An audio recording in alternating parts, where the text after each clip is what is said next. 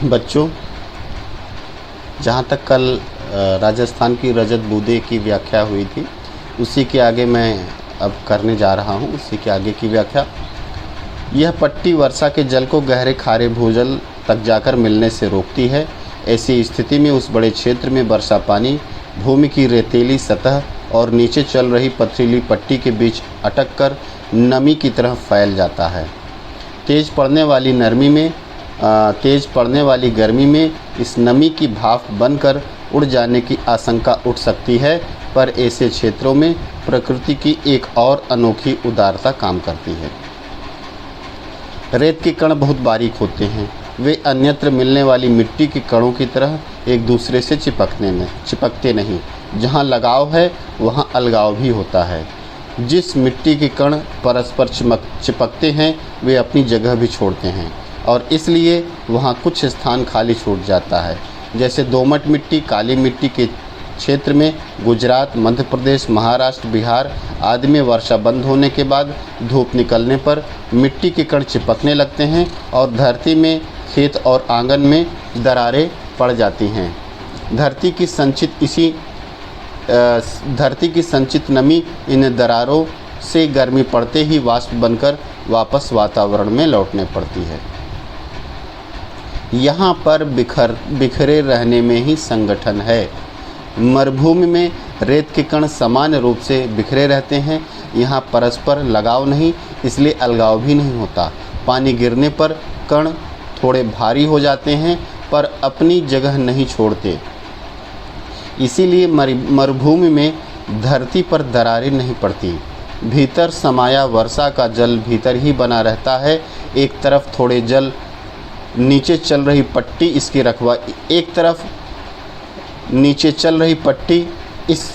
जल की रखवाली करती है, तो दूसरी तरफ ऊपर रेत के असंख्य कणों का गहरा पहरा बैठा रहता है। अब जो भी पैराग्राफ्स मैंने आपके से पढ़े हैं उनमें कुएं में जो पानी यूज़ किया जाता है, जो पानी आता है, उसी पानी की बात लेखक कर रहा है। इसके पहले मैंने एक खड़िया पत्थर मिट्टी की परत की बात की थी कि जहाँ पर ये खड़िया मिट्टी की जो सतह है, लेयर है, वहीं पर इस कुएं का निर्माण हो सकता है। वस्तुतः इस कुएं में जो पानी इकट्ठा होता है वह न ही भूजल का होता है, जिसे ग्राउंड वाटर कहते हैं, और न ही नदियों का पानी होता है, न ऊपर का पानी न नीचे का पानी। वर्षा के समय मरुभूमि में जो रेत के कण पानी को सोख लेते हैं और जब पानी को सोख लेते हैं तो नीचे खड़िया पट्टी होने की वजह से ये सोखा हुआ बीच का जो पानी है मिट्टी में, रेतीली भूमि में, ये नीचे ग्राउंड वाटर में जाकर नहीं मिलता। अगर ये ग्राउंड वाटर में ये पानी मिल जाएगा तो कुएं वहाँ नहीं बनाई जा सकती, क्योंकि नीचे का जो ग्राउंड वाटर है वो खारा होता है राजस्थान में। तो ये जो भूमि का जो बीच का जो मीठा वर्षा का जल है, ये भूमि में ही बना रहता है इस खड़िया पट्टी होने की वजह से। मतलब कि ऊपर की लेयर और खड़िया पट्टी के तक के भाग में यह वर्षा का पानी संचित रहता है। अब इसलिए खड़िया पट्टी जहाँ होती है केवल वहीं पर कुएं का निर्माण हो सकता है, क्योंकि ऊपर वर्षा का जो जल है वह इस भूमि के बीच के सतह में वाष्प के रूप में, नमी के रूप में कलेक्ट होता है, इकट्ठा होता है। अब एक और समस्या आएगी इस जल का उपयोग करने में। चूँकि राजस्थान में धूप बहुत तेज़ होती है, तो धूप बहुत तेज़ होने की वजह से ये जो बीच का भूमि की में जो पानी समाया हुआ है, ये पानी धूप में वाष्प बनकर उड़ जाएगा। यहाँ पर भी प्रकृति ने एक बहुत अच्छी टेक्निक लगाई है, बहुत अच्छे से इस पानी को संचित करने की प्राकृतिक रूप से व्यवस्था है कि रेत के जो कण होते हैं वो बिखरे होते हैं, वे आपस में चिपके नहीं होते। और जब वर्षा का पानी आता है तो इस सोख कर, रेतीली भूमि में सोख कर वो नीचे पहुंच जाता है। अब यहाँ पर क्या होता है कि चूँकि रेत के कण बिखरे होते हैं, मतलब वो चिपके नहीं होते, इसलिए जब धूप निकलती है तो इनके कणों के बीच दरारें नहीं पड़ती। अगर दरारें पड़ जाएंगी तो इसके भीतर का पानी, मिट्टी के अंदर का जो नमी है वो धूप से वाष्पित होकर आसमान में उड़ जाएगी।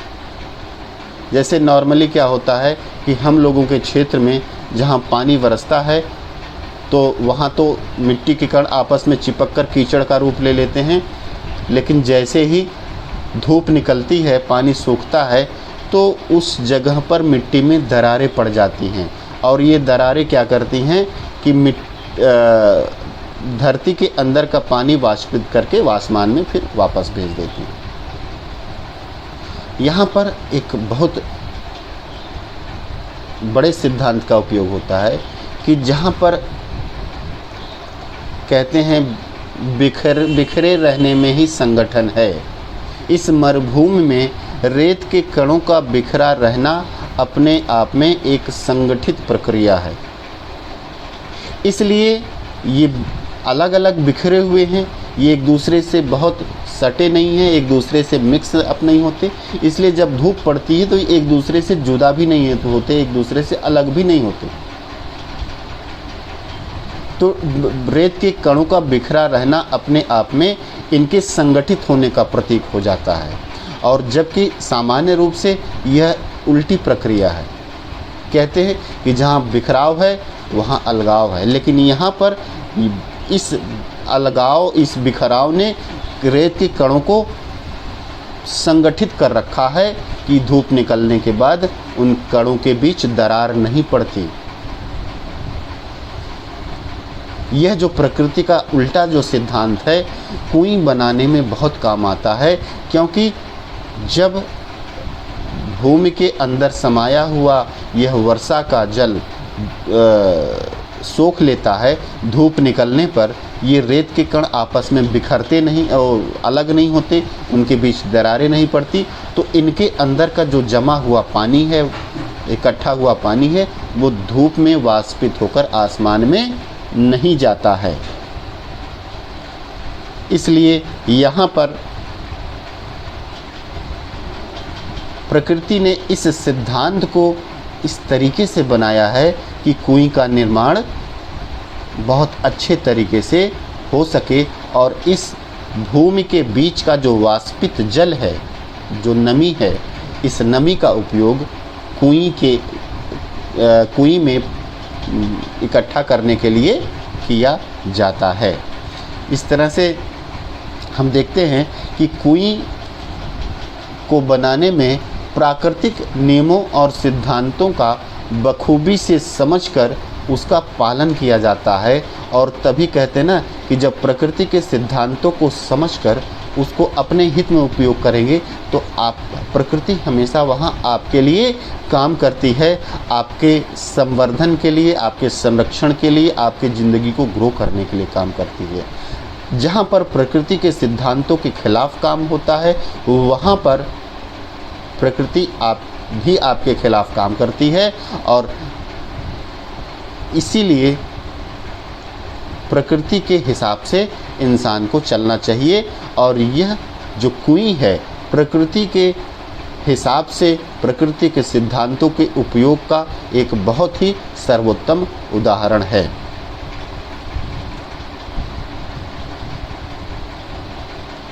इस तरह से जो धरती में समाया हुआ जल है, वो ऊपर के ऊपरी लेयर पर जो रेत के असंख्य कण हैं, वो अलग अलग होकर बिखर कर उनके नीचे समाये हुए जल पर कड़ा पहरा रखते हैं और उस समाये हुए नमी को धूप से वाष्पित होने से बचाते हैं। इस हिस्से में बरसी बूंद बूंद रेत में समाकर नमी में बदल जाती है। अर्थात जो पानी जाता है अंदर सोखकर, वो पानी के रूप में नहीं रह पाता। उसके अंदर चूँकि धरती में गर्मी होती है और इस गर्मी की वजह से यह पानी वाष्पित होकर वाष्प के रूप में मिट्टी में चारों तरफ फैल जाती है। अब यहाँ कुएं बन जाए तो उसका पेट, उसकी खाली जगह चारों तरफ रेत में समाई नमी को फिर से बूंदों में बदलती है। बूंद बूंद रिसती है और कुएं में पानी जमा होने लगता है। खारे पानी के सागर में अमृत जैसा मीठा पानी। और अगर इस क्षेत्र में जो कुएं बनाई जाती है तो जो चारों तरफ नमी उस धरती के अंदर समाई हुई है, वह समाई हुई नमी धीरे धीरे ठंडक पाकर, कुएं चूँकि गहरी होती है ठंडक पाती है, तो उसकी जो सतह है कुएं की, जो दीवारें हैं, उसी से छन छन कर बूंद बूंद कर बाहर आकर उस कुएं में इकट्ठा होती है। तो इस तरह से इस पूरे नखलिस्तान, और क्या कहते हैं, रेगिस्तान में एक नखलिस्तान बन जाता है। अर्थात खारे पानी के चारों तरफ, खारे पानी के बीच एक मीठे पानी का एक अनुपम स्रोत कुएं बन जाता है। इस अमृत को पाने के लिए मरुभूमि के समाज ने खूब मंथन किया है। मंथन किया मतलब बहुत ही अच्छी तरह से चिंतन किया है, मनन किया है, उचित अनुचित का विचार किया है, इस पानी का सही तरीके से उपयोग करने के लिए, जो इस भूमि में नमी के रूप में समाई रहती है। अपने अनुभवों को व्यवहार में उतारने का पूरा एक शास्त्र विकसित किया है। शास्त्र का मतलब पूरी एक तकनीक, पूरा एक सिस्टम इन लोगों ने डेवलप किया है इस पानी को उपयोग करने का। इस शास्त्र ने समाज के लिए उपलब्ध पानी को 3 रूपों में बांटा है। जो यहाँ सिस्टम है, जो तकनीक है, यहाँ जो भी पानी उपलब्ध है रेगिस्तान में, उसे 3 भागों में बांटा गया है। पहला रूप है पालर पानी, यानी सीधे बरसात से मिलने वाला पानी। जब सीधे बरसात होती है तो ऊपर नदी में, नहर में जो पानी तालाबों में इकट्ठा होता है, तो वह उसका भी यूज़ होता है, वह पालर पानी कहलाता है। यह धरातल पर बहता है और इसे नदी, तालाब आदि में रोककर उसका उपयोग किया जाता है। यहाँ आदि शब्द में भी बहुत कुछ छिपा है और उसका पूरा विवरण आगे और कहीं और मिलेगा। पानी का दूसरा रूप पाताल पानी कहलाता है। यह वही भूजल है जो कुओं से निकाला जाता है। कुएं का मतलब कि जो बड़े कुएं होते हैं, जो ग्राउंड वाटर का इस्तेमाल करते हैं, बोरिंग की जाती है और भूजल का इस्तेमाल किया जाता है। लेकिन समस्या ये है कि रेगिस्तान में जो भी कुएं ज़्यादातर होते हैं उनसे खारा पानी निकलता है, इसलिए इस पानी का इस्तेमाल और कार्यों के लिए तो हो सकता है, लेकिन पीने के लिए नहीं हो सकता है। पालर पानी और पाताल पानी के बीच पानी का एक तीसरा रूप है जिसे कहते हैं रेजाड़ी पानी। धरातल से नीचे उतरा लेकिन पाताल में न मिल पाया, यही है रेजाड़ी पानी। अर्थात बरसात हुई, धरती की सतह से नीचे उतरा, लेकिन उस खड़िया पत्थर के लेयर के होने की वजह से जो पाताल में नहीं मिल, पाताल पानी से अर्थात ग्राउंड वाटर से नहीं मिल पाता। अर्थात ये बरसात का पानी धरती सोखकर इसी खड़िया मिट्टी की जो नीचे परत है और ऊपर जो धरातल है, इनके बीच यह पानी नमी के रूप में समाया रहता है। इसी को रेजाड़ी पानी कहते हैं और इसी रेजाड़ी पानी का इस्तेमाल कुएं में इकट्ठा करने के लिए यह पूरा शास्त्र विकसित किया गया है, जिसे कुएं के नाम से जाना जाता है। रेजा का माप धरातल पर हुई वर्षा को नहीं, धरातल में समाई वर्षा को नापता है। रेजा यहाँ पर किस स्थान पर कितना पानी, किस धरती की सतह में कितना पानी नमी के रूप में समाया है, उसको नापने के लिए ये लोग रेजा का इस्तेमाल करते हैं। रेजाड़ी पानी है इसलिए इसको नापने के लिए रेजा का उपयोग करते हैं। ये एक मानक है उस ऊपर के धरातल और खड़िया पट्टी के ऊपर की पानी को माप करने का, नापने का। कि किस जगह पर कितना पानी है, उसी हिसाब से कुएं का निर्माण किया जाता है। मरुभूमि में पानी इतना गिरे कि 5 अंगुल भीतर समा जाए तो उस दिन की वर्षा को 5 अंगुल रेजो कहेंगे। तो इस रेजाड़ी पानी खड़िया पट्टी के कारण पाताल पानी से अलग बना रहता है, जैसा कि मैंने पहले ही बताया है।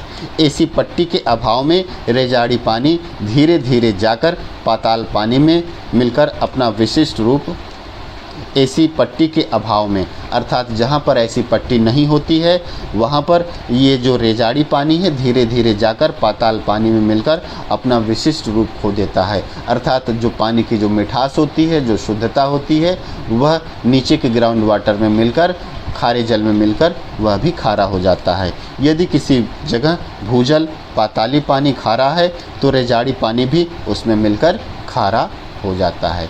इसलिए राजस्थान में हर जगह पर कुएं का निर्माण नहीं हो सकता है। कुएं का निर्माण केवल वहीं पर हो सकता है जहाँ पर वह खड़िया मिट्टी की जो लेयर है, पत्थर की जो लेयर है, वह भूमि की सतह के नीचे पाई जाती है। वहीं पर केवल कुएं का निर्माण हो सकता है।